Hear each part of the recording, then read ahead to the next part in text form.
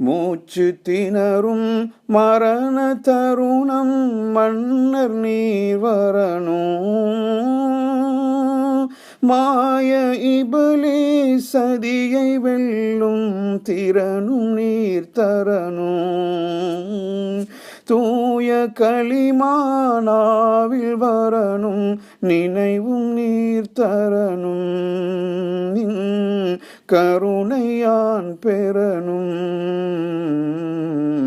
மகிழ்வும் இல்லை நிறைவும் இல்லை மனதில் என்னாலும்.